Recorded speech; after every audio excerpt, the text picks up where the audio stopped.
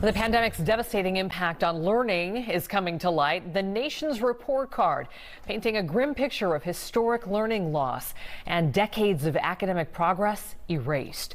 Number 2 in our top 10 tonight, new test results giving us our clearest look yet at the educational setbacks for millions of students. Math saw its steepest decline ever. Reading scores dropped to 1992 levels. Not a single state saw a notable improvement.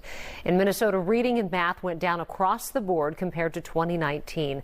And the number of students that have basic reading skills saw a stark drop back to 1998 levels. The number that shows understanding in basic math is now back to a 2000 level. It's a nationwide problem that school districts are now forced to solve. We went to one district, St. Paul Public Schools, to try to find some answers. Rose Schmidt joining us now. So Rose, it sounds like these schools are spending a lot of money to try to make up for these losses. They are, Amy, and the district tells us that it has invested millions and millions of dollars in federal funding to help students catch up in reading and math. A curriculum supervisor tells us that they're focusing less on a whole classroom and more on small groups and individual needs. The news of declining test scores nationwide is not a surprise to St. Paul administrators. We anticipated the data to show what it did, as the effects of distance learning have weighed heavily on their minds.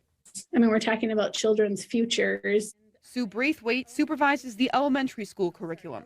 Her focus is on how to do right by students going forward. We certainly brainstormed a lot of ideas, but landed on that really this is about the teaching, and that's what students need more of. For example, Braithwaite says the district spent $11 million to hire 1 or 2 additional teachers for every elementary school. They go to each class to provide reading support in small groups of kindergartners through 2nd graders. You know, one teacher said she's taught for 30 years, and this was one of the best things that she feels has really supported students, is getting daily instruction. Their focus is largely on phonics, meaning letter sounds and decoding words, the skills young children missed out on.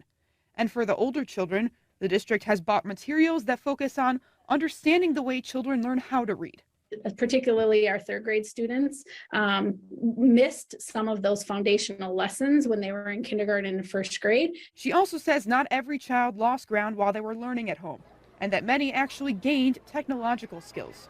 And so we've tried to reframe it, not so much about what they lost, about what did they gain and how can we continue to help them move forward. A spokesperson for the district also points to data showing that test scores last school year actually improved compared to 2020, suggesting that their efforts like these small groups are working. But the test scores were still lower than they were before the pandemic. Reporting live in St. Paul, Rose Schmidt, Fox 9. All right, thank you, Rose. At the